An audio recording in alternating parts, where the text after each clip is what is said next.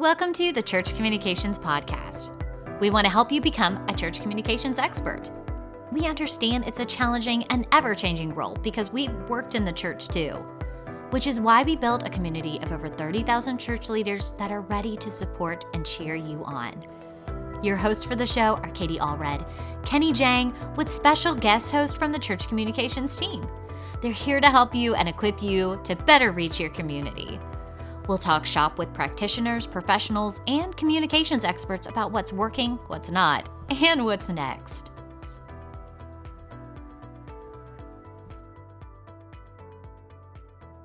Hey guys, welcome back to the Church Communications Podcast. My name is Abby McCulley, and today I am joined by Julie Farrell, who at this point is no stranger to you by now. She has been joining us for a podcast series on unique ways to engage with your congregation and community. Welcome back, Julie. We're so glad to have you with us again. Great to be back. Always love spending time with you. A lot of the outreach opportunities that we have discussed so far have really taken us back to some of the traditional ways that we think of in terms of reaching people. But we're talking about how to make them more efficient, how to make them more engaging. And so today we've got a fun one for you. Julie, why don't you tell us about today's topic? Absolutely. So one of the suggestions we have for using our sign-up tool is to have a Bible trivia contest. And that kind of spurs from my own past. When in fourth grade Sunday school, we had Mr. Simmons would always do Around the World. And I got really excited about it because I liked the competition. That may be good or bad. I'm the same way. I like it too. Some people hate it. I really like it. So for me, it's perfect. And it's, Around the World is where you stand behind the person and then they ask the question and you keep moving on. If you make it all the way around, you won or something. So I was all excited about it. And Mr. Simmons said, whose wife turned to a pillar of salt? And I just shrieked, Let! Instead of lot. And it was, very authoritative and like, I know this one. Anyway, he never let me forget that. But that said, it was fun for me to do that as a child. And I think it could be a really fun thing to do in terms of, engaging congregants, whether it's for, a group of women and there may or may not be wine involved. Maybe you go to a tap room with a bunch of guys. I know it can be a little bit more challenging to engage men and particularly millennial men. So that might be a good way to do it. They can get their beards all squared away and go out and try a new brew. Or just, at church on an ongoing basis at Sunday school or with a youth group, doing it weekly or monthly, and maybe even have a contest at the end of the year or at the end of the quarter.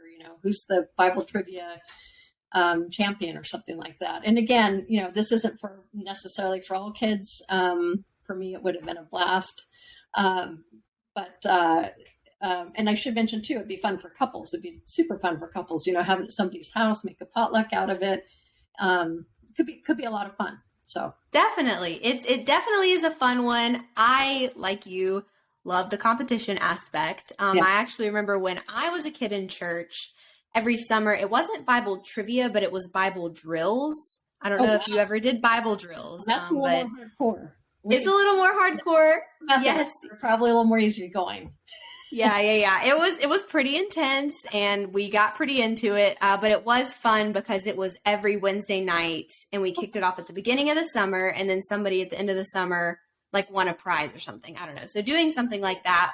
And it made me want to come back and I'm like, okay, I'm number one. I'm on the leaderboard this week. I got to go back and defend my title. I can't just skip church this week, so to me, I think turning it into a competition is always fun. You're right. It's not for everybody. But also, I love what you said. A great way to engage some of your groups who it may be a little tougher to engage, like your young couples, men.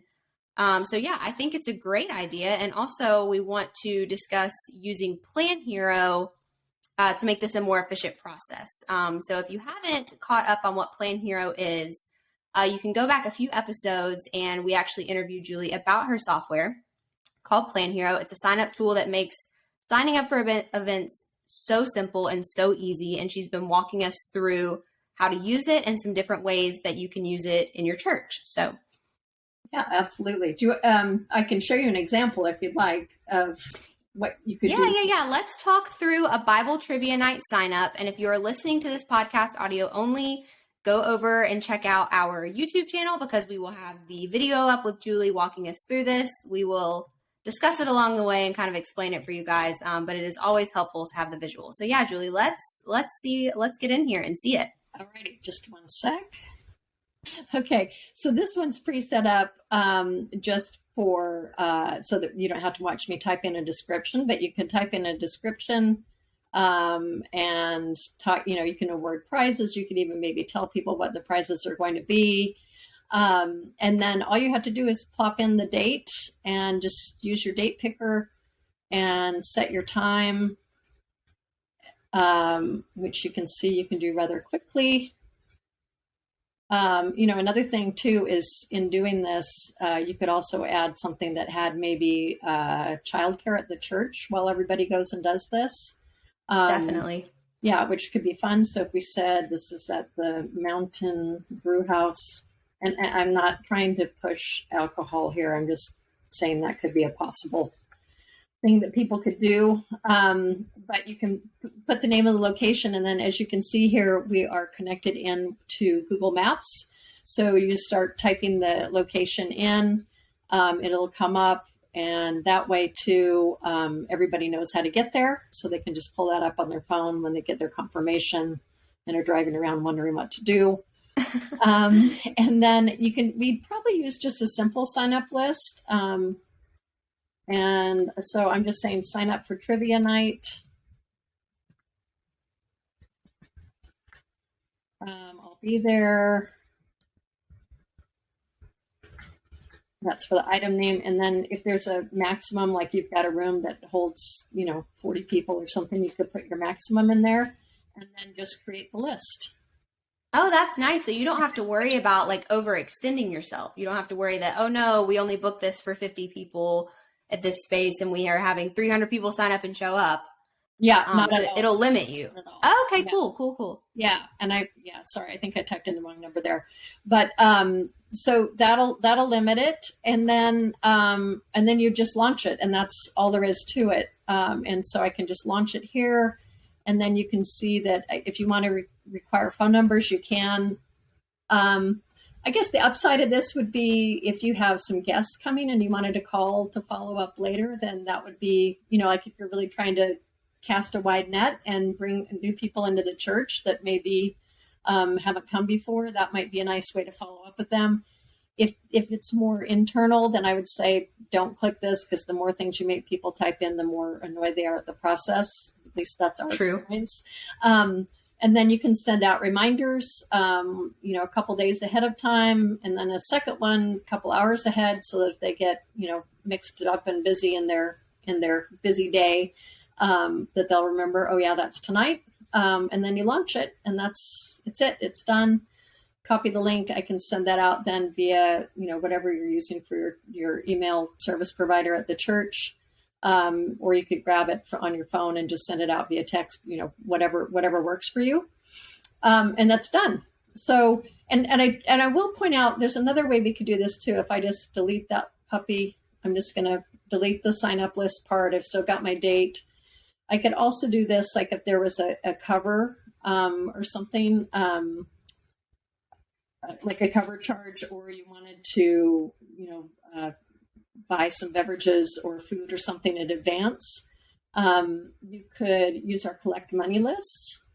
Oh, that's nice, because that really does simplify it. If it's one thing if you're having it, in someone's house or at the church, but if you are having it off site, that's really nice, because it just keeps everybody like on one bill or, whatever, and everybody just pays it in ahead of time. That's really convenient. Yep. And it's done. So if it's, $10 or head or something, and again, if there is a requirement or a limit to how many people can be there, then you can see right there. Then to sign up, you actually have to pay as you do it. So Again, it just takes care of everything all in one fell swoop. And then as soon as somebody signs up, we send out a confirmation email, and that will have this address in it and a link to the event. So it's very easy to get there. But one thing I was thinking about is the children's Bibles. And I think it might be kind of a kick to even hand out children's Bibles to families or adults or whomever, only because they kind of cut to the chase, right? Because they're talking at a kid's level, and they get to the seminal point of all of those wonderful Bible stories that we all grew up with. And I think that would be a really good way to kind of cram for your Bible trivia, to take that route. And it's easy. I mean, they're illustrated for me. I can remember the pictures still, which then connects me to a name, which connects me to a story, so don't discount the power of the children's Bible for these things. Definitely. I love that. And I love that's such a great way to engage the whole family. Maybe you're planning a family trivia night, and you want to send the kids home with their parents and say, hey, like, trivia night is coming up. Make sure you study. You all sit down together as a family and sort of go over through the children's Bible or over a study guide or something, which brings me to the next point that I think we've shown how simple it is to sort of plan this event and get everything like prepared. But people might be thinking like, okay, well, where do I get these trivia questions from?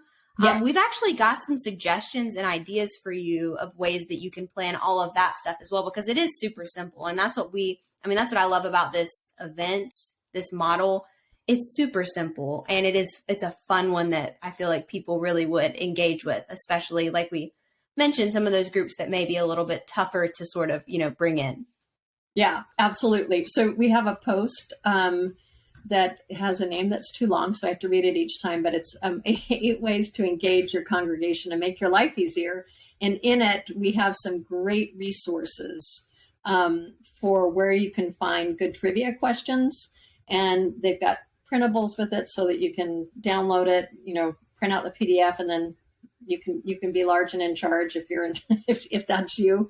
And they have it at all different levels of skill sets too. Like, they can get increasingly more difficult. So you could just go full Alex Trebek with it and just kind of keep ramping it up to, heck, you could make it Jeopardy instead. I mean, we that's true. That would be fun. History, and just made up our own Jeopardy, which was kind of fun. So that would be so fun. Yeah. Anytime you can get people to participate in something and not just be sitting there. I mean, it is lovely to listen to things and drink things in, but as we all know, people's attention spans are limited. So if you can have them engaged and still be then thinking about all these good things, I don't know, I think it's a cool way to go.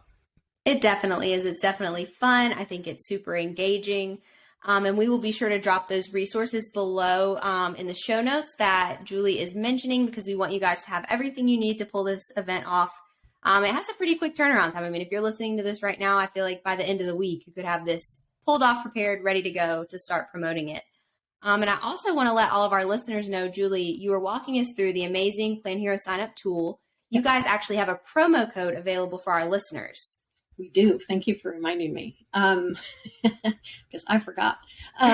It's ChurchComm, so the word church, and COMM, all lowercase, 15, ChurchComm 15, and it is case sensitive, so please bear that in mind. But it's 15% off our annual subscription fee, which brings it down to, it brings it down to like less than $6.40 a month. So it's kind of like a Starbucks and a half, depending on how crazy you go with Starbucks. So it's pretty cheap to have peace of mind and save yourself some time in your job. And I should mention, we are subscription based. We offer a 30-day free trial, but we have no ads at all. So there's no weird graduated steps of once you have 2 events, then you're going to get a bunch of ads again. So we don't have those. They won't confuse your parishioners or kind of sully the message of your church potentially. So definitely, you get the whole thing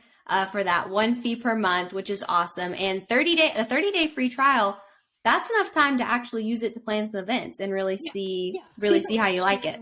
And we make it long, which is probably not wise from a business standpoint, but from the standpoint of we believe in what we have, and so we feel like that gives you a chance to actually really use it, and we think that you're going to like it, so you'll subscribe afterwards. So that's perfect. Money where our mouth is. So definitely. Well, Julie, thank you so much for being on with us today, and we can't wait to hear from you again soon.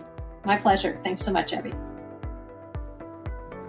Thanks for joining us for this episode of the Church Communications Podcast. If you want to learn more, join over 30,000 church leaders in our Facebook group at churchcommunications.com/group. If you liked today's episode, be sure to subscribe and leave a review. It's the most impactful way you can help us reach more church leaders and equip them to better communicate for the church. Finally, don't forget to check out our website at churchcommunications.com. Thanks for listening.